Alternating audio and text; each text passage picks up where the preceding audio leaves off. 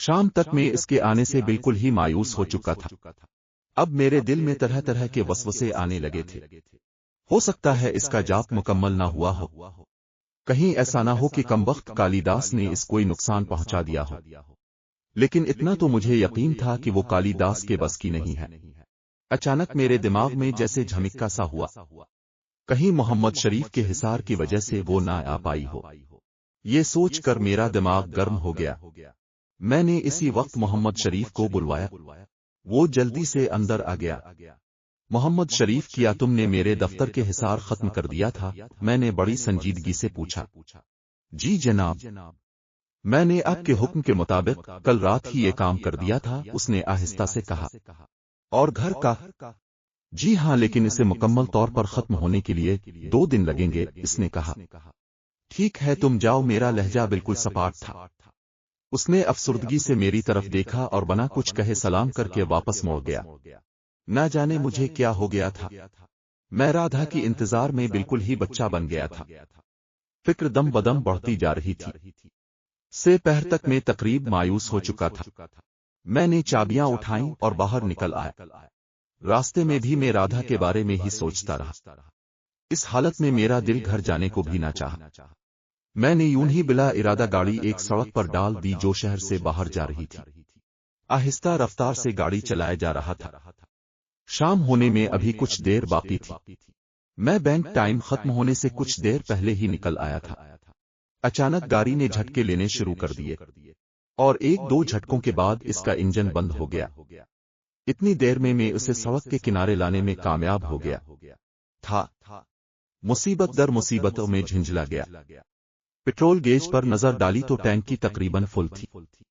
نیچے اتر کر بونٹ کھول کر دیکھا، بظاہر کسی قسم کی خرابی نظر نہ آ رہی تھی، لیکن میں کوئی میکینک تو نہ تھا کہ پہلی نظر میں نقص ڈھونڈ لیتا۔ میں نے ادھر ادھر دیکھا، جس جگہ میں موجود تھا وہ تقریباً سنسان تھی، دراصل خیالات میں ڈوب کر کافی دور نکل آیا تھا۔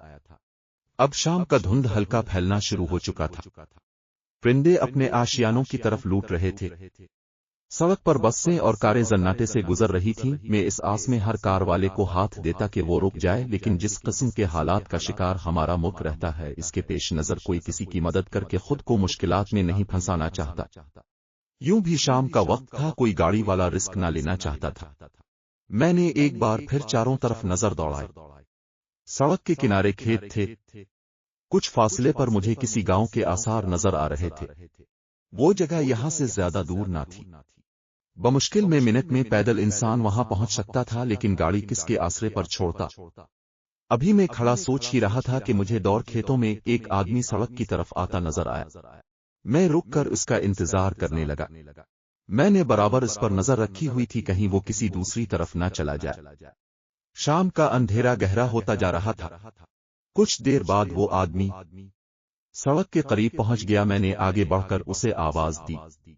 اس نے مڑ کر میری طرف دیکھا، پھر آہستہ قدموں سے میری طرف آنے لگا۔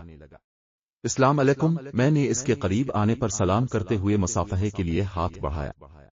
اس نے میرے سلام کا جواب دیا، نہ ہی میرے بڑے ہوئے ہاتھ کی طرف دیکھا۔ وہ یک ٹک میری طرف دیکھ رہا تھا۔ شکل اور حلیے سے وہ ایک مکمل دیہاتی دکھائی دے رہا تھا۔ بھائی، میری گاڑی خراب ہو گئی ہے اور میں اس علاقے میں اجنبی ہوں، اگر قریب کہیں ورکشاپ ہو تو مجھے بتا دو۔ میں نے اس کی بے اعتنائی کی پرواہ نہ کرتے ہوئے اسے اپنی مشکل سے آگاہ کیا۔ ادھر گاؤں میں ایک میکینک ہے تو صحیح، لیکن تمہیں خود وہاں جا کر اسے بتانا پڑے گا، کیونکہ میری اس کے ساتھ بول چال نہیں ہے۔ ہاں، میں تمہیں وہاں تک لے جا سکتا ہوں۔ اس بار وہ ملائمت سے بولا۔ وہ یہاں کی مقامی زبان سرائکی بول رہا تھا، جسے اب میں کافی حد تک سمجھنے لگا تھا۔ ٹھیک ہے، لیکن گاڑی یہاں کس پر چھوڑ کر جاؤں؟ میں نے مجبوری بتائی۔ کیوں موٹر کو تالو نہیں لگتا کیا؟ اس نے حیرت سے پوچھا۔ تالو تو لگتا ہے۔ اچھا ٹھیک ہے، میں نے گاڑی لاک کرتے ہوئے کہا۔ تمہاری مہربانی کہ تم میری مدد کر رہے ہو۔ اس نے کوئی جواب نہ دیا بلکہ موڑ کر گاؤں کی طرف روانہ ہو گیا۔ میں اس کے پیچھے چل پڑا۔ مجھے یہ فکر بھی تھی کہ سائمہ میرے گھر نہ پہنچنے سے پریشان ہوگی۔ دیکھنے میں تو وہ گاؤں نزدیک لگتا تھا، لیکن ہمیں تقریباً آدھ گھنٹہ چلنا پڑا تب ہم گاؤں میں داخل ہو سکے۔ رات کا اندھیرا مکمل طور پر اپنے پر پھیلا چکا تھا۔ गांव की गलियां कच्ची थीं जैसा कि अमूमन होती हैं। मुझे शिकंतला का गांव याद आ गया। वो भी इस तरह का एक गांव था, वहां भी मैंने किसी मुतनफ्फस को न देखा था, यहां भी ऐसी ही सूरत हाल का सामना था। फर्क सिर्फ दिन और रात का था। यूं भी देहातों में रात सूरज ढलने के साथ ही शुरू हो जाती है। कोई चाय खाना या दुकान तो खुली होनी चाहिए थी, मैंने सोचा, लेकिन मुझे मजीद सोचने का मौका ना मिला। देहाती एक मकान के पास रुक गया। ये है इसका घर। दरवाजा किटकिटा, कोई बाहर आए तो कहना मिस्त्री से मिलना है। इतना कहकर चलता बना। मैंने दरवाजे पर दस्तक दी। थोड़ी देर बाद अंदर से आवाज आई, कौन है? भाई साहब, जरा बाहर आइए, मैंने ऊंची आवाज से कहा। मैं झिझकते हुए अंदर दाखिल हो गया। मेरा ख्याल था ये कोई वर्कशॉप होगी। जैसे ही मैं अंदर दाखिल हुआ, मैंने खुद को एक कच्चे सहन में पाया। सामने एक छप्पर नुमा कमरा बना हुआ था, जिसमें मध्यम रोशनी का बल्ब जल रहा। अंदर आ जाओ, अंदर से आवाज आए था। छप्पर का बाकायदा दरवाजा था जो खुला हुआ था। कोई है? मैंने सहन में खड़े होकर पुकारा। अंदर आ जाओ, आवाज दोबारा आई। वो शख्स उर्दू में बात कर रहा था। मैं इस बार बिला जेजे का अंदर दाखिल हो गया। जैसे ही मैं अंदर दाखिल हुआ, मेरे पीछे खटाक से लकड़ी का दरवाजा बंद हो गया। मैं बिजली की सी तेजी से मुड़ा, लेकिन इसी वक्त कमरे में घुप अंधेरा अच्छा गया। मेरी सारी हिस्सियात जाग गई थीं। मैंने चूकने अंदाज से अंधेरे में चारों तरफ देखने की कोशिश की। मैं फिर किसी मुसीबत में फंस चुका था। कौन हो तुम? सामने आओ, मैंने सख्त लहजे में कहा। हा हा हा। कमरा खौफनाक कहकहे से गूंज उठा। कहकहे की आवाज चारों तरफ से आती महसूस हो रही थी। क्यों बालक? कैसे एक चूहे की तरह तो मेरे चरणों में इपड़ा है। कमरे में कालीदास की मकरू आवाज गूंजी, साथ ही कमरा रोशन हो गया। वो मनहूस ढांचा बिल्कुल मेरे सामने खड़ा मुझे मुज़हका खेज नजरों से घोर रहा था। तुम? उसे अपने सामने देखकर मेरे गुस्से की इंतहा ना रही। तुम इतनी जल्दी अपनी औकात भूल गए कालीदास? मैंने इसे कहरबार नजरों से घूरा। वाकई तुम किसी हिजड़े की औलाद हो जो इतने बुज़दिलाना तरीके से मुझे हर बार अपने पास बलवा लेते हो। मैं गुस्से से सुलग उठा। भी तेरी ये लिप लिप करती जेब जबान बंद हो जाएगी? वो जहरखंद से बोला। उसके और मेरे दरमियान कोई ज्यादा फासला ना था। मैंने आगे बढ़कर उसे मुंह पर थप्पड़ मारना चाहा, लेकिन मुझ पर इंकिशाफ हुआ कि मैं एक इंच भी हरकत करने के काबिल नहीं हूं। इस खबीस ने पहले की तरह मुझे बेहिस्सो हरकत कर दिया था। मैं जमीन पर खड़ा था, लेकिन किसी नादीदा जकड़बंदी में। मैंने जोर लगाकर इस बंधन को तोड़ना चाहा, लेकिन बेसूद। मैं अपने जिस्म पर इख्तियार खो चुका था। जे नखुनी, मुझे अपनी गंदी शैतानी कुव्वत से आजाद करके देख, मैं तेरा क्या हशर करता हूं। इस दिन तो ने मेरी और राधा की मिन्नत करके मुआफी मांगी थी, लेकिन इतनी जल्दी भूल गया। इस बार तो नाक भी जमीन से रगड़ेगा तो मुआफी नहीं मिलेगी। मैं किसी तरह इसे बातों में लगाकर मौका हासिल करना चाहता था। मुझे यकीन था कि अभी राधा आ जाएगी और इस मलूम को इस हाथों से कब्र में उतारूंगा। इससे केवल राधा ही नहीं, कुछ और शक्तियां भी तेरी सहानता कर रही थीं, जिसका रंग कालीदास बेबस हो गया था। पर न तो इस बार मुझे तेरे पास वो शक्तियां नजर नहीं आ रही। मैं तो उसी शुभ घड़ी के इंतजार में था मूरत। कब मुझे अवसर मिले और मैं तेरा करिए करम करूं। कालीदास ने नफरत से मेरी तरफ देखा। बिला अपनी परमाह को, कहां है वो? इसे आवाज दे कि वो आकर तुझे मेरे कष्ट से बचाए। वो गिरजा भी आकर तेरी वो माँ तुझे खुद जहन्नम में पहुंचाएगी हिजड़े। मैंने तुर्की बातुर्की जवाब दिया। आज वो हराम की जिनी तुझे मेरे कष्ट से बचाने ना आ पाएगी। मैंने पहले ही इसका प्रबंध कर लिया है। रही तेरी ये बात कि यदि मैं तुझे छोड़ दूं तब भी तो मेरा कुछ न कर पाएगा अपराधी। केवल मैंने इस कारण तुझे बांध दिया कि तो एक मलीच मसला है और मैं नहीं चाहता तेरे पलीद हाथ मेरा शरीर छुए। इसने बड़ी हकर तसी कहा। मैंने एक बार फिर खुद को इस नादीदा जकड़न से आजाद कराने की कोशिश की, लेकिन इस शैतान ने न जाने क्या किया था कि मेरे लिए हरकत करना नामुमकिन ना रहा था। वो चलता हुआ इत्मीनान से कमरे में बिछी वाहिद चारपाई पर बैठ गया। दो मूरख कालीदी से युद्ध करने चला था। वो बढ़ बढ़ा या फिर उसके होंठ हिलने लगे। वो कुछ पढ़ रहा था। मैं शिद्दत से राधा का मुंतजिर था। कालिदास की इस बात को मैं काता समझ ना पाया था। वो उन ताकतों की बात कर रहा था जो इस दिन मेरी मदद कर रही थी जब राधा ने आग के गोले को इसके पीछे लगा दिया था और वो अपनी जिंदगी के लिए गुड़गड़ा रहा था। इसके अलावा वो ये भी कह रहा था कि इसने आज राधा का कोई बंदोबस्त कर लिया है। क्या वो सच कह रहा था? क्या राधा वाकई मेरी मदद करने के लिए नहीं पाएगी? अगर ऐसा हुआ तो ये बात वाकई मेरे लिए परेशानी का बाइस बन सकती थी। कालिदास आंखें बंद किए कुछ पढ़ने में मसरूफ था। यकदम उसने आंखें खोल दें जो दमकते सुर्ख अंगारों में तब्दील हो चुकी थीं। अचानक इसने मेरी तरफ थूक दिया। थूक का मेरे जिस्म पर पड़ना था कि मुझे यूं लगा हुआ जैसे मेरे जिस्म पर किसी ने तेजाब फेंक दिया हो। थूक मेरे पेट पर पड़ा और कपड़ों को जलाता हुआ कपड़ों को जलाता हुआ जिस्म को भी जला गया। मेरे मुंह से बेअख्तियार चीख निकल गई। यूं लगा जैसे किसी ने मेरी नाफ के पास अंगारा रख दिया हो जो आहिस्ता आहिस्ता दहक रहा था। मेरे जिस्म के अंदर दाखिल हो रहा है। मैं बुरी पांव बांध रखे थे। इसका नापाक तरह कसमसा लेकिन किसी नादीदा कुव्वत ने थूक मेरे जिस्म पर गिरकर मुझे बेपनाह अजियत से मुसलसल चीखें निकल रही थीं। मेरी तकलीफ का अंदाजा वही शख्स लगा सकता है जिसके पेट में कभी गोली लगी हो। थूक था अबरमा जो मेरे पेट में सुराख करता जा रहा था। अजियत से मेरी आंखों से आंसू निकल आए। तकलीफ बर्दाश्त से बाहर थी, मेरी आंखें तक जल रही थीं। फिर तकलीफ की शिद्दत से मेरे होश व हवास साथ छोड़ गए। आखिरी एहसास जो मुझे हुआ वो ये था कि मैं जमीन पर गिर पड़ा था। न जाने कितनी देर में बेहोश रहा, फिर दर्द की एक तेज लहर मुझे होश की दुनिया में वापस ले आई। मेरे सर में टीसें उठ रही थीं। पेट की तकलीफ अलग मारे डाल रही थी। मैंने बमुश्किल आंखें खोलकर देखा, वो मनहूस ढांचा मेरे सामने बैठा मुझे मुज़हका खेज नजरों से देख रहा था। बीच तेरी प्रेमिका तो ना आई मसले, अब क्या विचार है? उसने मुज़हका अड़ाया। वो अभागिन आ भी कैसे सकती है? वो तो खुद इससे। बात अधूरी छोड़कर इसने मानी खेज नजरों से मेरी तरफ देखा। आज मालूम पड़ेगा बलवान कौन है। मैंने तुझे कहा था ना, मैं तेरा बलीद उन काली माता के पवित्र चरणों में करूंगा और काली को तेरी रुत खून से स्नान कराऊंगा। कालिदास जो एक बार कह दे वो पत्थर पर लकीर होती है। मैं बेबसी की तस्वीर बना उसकी बकवास सुनने पर मजबूर था। बोलता क्यों नहीं, आज तेरी जेब कहाँ चली गई पलीद मसले। वो गिर जा। बावजूद तकलीफ के मेरे मुंह से निकला भी है तो मुझे अपने जादू से आजाद कर, फिर देख मैं तेरे इस नामर्द अगर तुझ में जरीसी गैरत मनहूस ढांचे को कैसे जमीन में उतारता हूं। रस्सी जल गई, बिल ना गया। इसके होंठों पर तंजिया मुस्कुराहट छा गई। यदि तेरे मित्र तो बहुत शक्तिमान हैं, उनके क्यों नहीं बुलाता? वो बराबर अपनी बकवास करता रहा। न जाने किसको बार बार मेरा दोस्त कह रहा था। अचानक मेरे जहन में बिजली सी चमकी।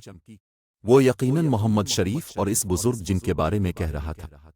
मोहम्मद शरीफ ने मेरे सिलसिले में उनसे मदद की दरख्वास्त की थी। इसके साथ ही मुझे मोहम्मद शरीफ के वो अल्फाज याद आए जो उसने कहे थे कि मेरे दुश्मन मौका की ताक में हैं, इसलिए मुझे हिसार खत्म नहीं करवाना चाहिए। मैंने खुद अपने लिए ये गड़ा खोदा था, अब किससे शिकायत करता? राधा की मोहब्बत में अंधा होकर मैंने इस नेक इंसान की नीयत पर भी शक किया था। मेरे सीने से एक ठंडी आह निकल गई। ओहो, बहुत निराश हो रहा है। क्या हुआ? देख कैसे बंदी बना मेरे चरणों में पड़ा है। तुझ में तो इतनी ठगती भी नहीं है, अपने शरीर को अपनी अच्छा के अनुसार हिला सके। वो मुसलसल मीर उमजाक उड़ाता रहा। तकलीफ की शिद्दत से मेरे मुंह से कराही निकल रही थी। मुझे ये भी मालूम न था कि मैं कितनी देर बेहोश रहा। 1 मिनट, 1 घंटा, एक रात। कमरे में रोशनी थी लेकिन इसका मखरज नजर न आ रहा था। हर चीज वैसे ही थी सिवाय इसके कि मैं अब खड़ा होने के बजाय जमीन पर पड़ा था और मेरा दुश्मन वो जहन्नुमी ढांचा मेरे सामने चारपाई पर बड़े करोफर से नीम दराज था। अजियत मेरी बर्दाश्त से बाहर हो चुकी थी। ना चाहते हुए भी मेरे मुंह से कराही निकल रही थी। बस बहुत हो चुका, अब तेरा उन तुम से आखिरी वक्त आ गया है। यदि कोई आशा तेरे मन में कुलबला रही है तो बता, मैं तुझे जीवन बख्शा के सवा सब कुछ दान कर सकता हूँ। वो बड़े गुरूर से बोला। मैं क्या जवाब देता, बेबसी से पड़ा रहा। वो कुछ देर मेरी तरफ देखता रहा, फिर उठकर मेरे पास आ गया। मेरे सर पर खड़े होकर इसने एक बार फिर कुछ पढ़ना शुरू कर दिया था। मीर इस अनस गठने लगा। कोई नादीदा हाथ मेरा गिलत बार रहे थे। بظاہر وہ مجھ سے گز بھر کے فاصلے پر تھا، لیکن اپنے جادو کے زور سے وہ کچھ کر رہا تھا۔ میری آنکھوں کے گرد اندھیرا اچھانے لگا۔ شاید میرا آخری وقت آ گیا تھا۔ آنکھوں کے سامنے بچوں اور سائمہ کے چہرے گھومنے لگے۔ بے بسی کے احساس سے میرا دروازہ ایک دھماکے سے کھلا۔ کالی داس جو آنکھیں بند کیے کچھ پڑھ رہا تھا اچھل پڑا۔ اس نے موڑ کر دیکھا۔ میں چونکہ دروازے کے سامنے زمین پر پڑا تھا، اس لیے گردن گھمائے بغیر دروازے کو دیکھ سکتا تھا، جس کے بیچوں بیچ ملنگ کھڑا تھا۔ وہی ملنگ جس نے کل مجھے بس کے خوفناک حادثے سے بچایا تھا۔ پھٹے پرانے کپڑوں میں ملبوس ملنگ کے چہرے پر جلال چھایا ہوا تھا۔ وہ لال اندارہ قہر نظروں سے کالی داس کو گھور رہا تھا۔ مجھے کالی داس کے چہرے پر خوف نظر آیا۔ ملنگ کے لب ہلے اور کمرے میں اس کی پاٹ دار آواز گونجی۔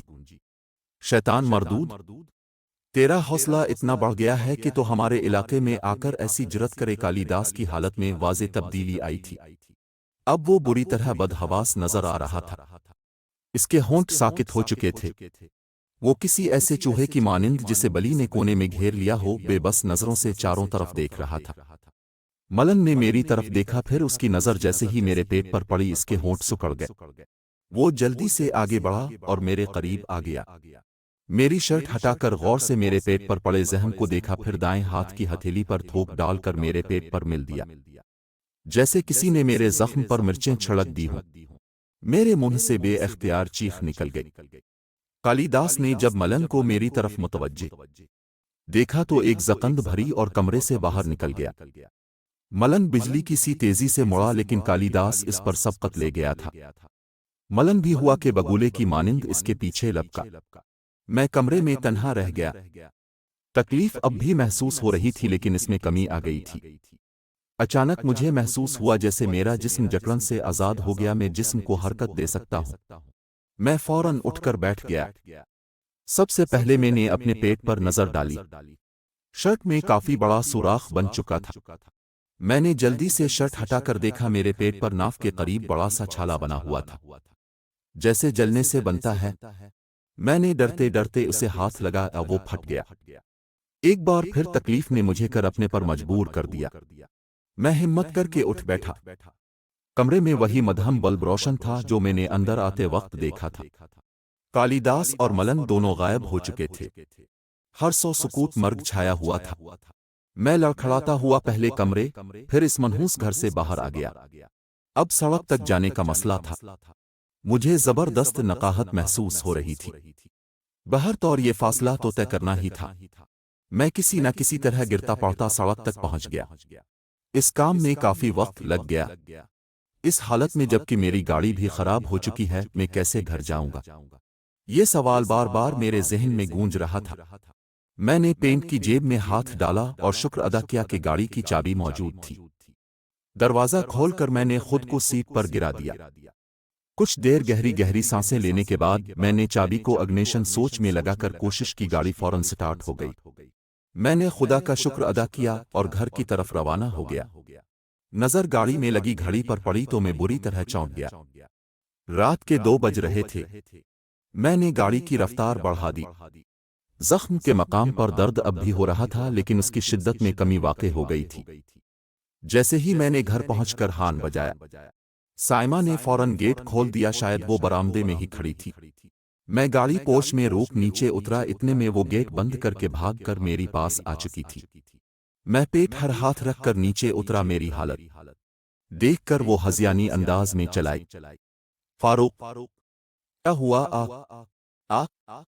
آپ کی حالت تو کافی خراب ہے۔ اس نے میرے سراپا پر نظر ڈالی۔ کچھ نہیں، ایک معمولی سا حادثہ ہو گیا تھا، میں نے آہستہ سے کہا۔ اللہ خیر، بے اختیار اس کے منہ سے نکلا۔ اب بتاتے کیوں نہیں کیا حادثہ ہوا؟ اس نے مجھے سہارا دیا۔ میں نے اس کے شانے پر ہاتھ رکھ دیا۔ گھبرانے کی کوئی بات نہیں، کوئی سیریس زخم نہیں لگا۔ میں اس کے سہارے چلتا ہوا اندر آ گیا۔ اس کے بعد اس نے کوئی سوال نہ کیا۔ بیڈ روم میں پہنچ کر میں بیڈ پر بیٹھ گیا۔ اس نے جلدی سے میرے جوتے اتار دیے۔ اب آرام سے لیٹ جائیں، اس نے پیار سے کہا۔ جیسے ہی اس کی نظر میرے چہرے پر پڑی، اس کے منہ سے چیخ نکل گئی۔ ہائے اللہ! آپ کے ماتھے پر بہت بڑا زخم لگا ہے اور آپ کہہ رہے ہیں کچھ نہیں ہوا۔ اس کی نرگسی آنکھوں میں آنسو آ گئے، پھر بھاگ کر لاؤنج سے ڈریسنگ کا سامان لے آئی۔ اس دوران میں شرٹ اتار کر لیٹ چکا تھا، میرے جسم سے ٹیسیں اٹھ رہی تھی، گرنے کی وجہ سے ماتھے پر شدید چوٹ آئی تھی۔ اس وقت تو پیٹ کی تکلیف اتنی شدید تھی کہ کسی اور طرف دھیان ہی نہ گیا تھا۔ سائمہ نے جلدی سے زخم صاف کر کے دوا لگائی اور ڈریسنگ کر دی۔ پھر میرے پیٹ پر نظر پڑی تو حیران رہ گئی۔ اس نے اٹھ کر بڑی لائٹ جلائی اور غور سے دیکھنے لگی، وہ روئن سی ہو گئی۔ فاروق، اب بتاتے کیوں نہیں کیا ہوا ہے؟ سوچ میں مصروف اس زخم پر بھی دوا لگا دو پھر بتاتا ہوں۔ میرا ذہن سوچ رہا تھا سائمہ کو کیا بتاؤں، میں اسے اصل بات نہ بتانا چاہتا تھا، خواہ مخواہ وہ پریشان ہوتی۔ جاری ہے۔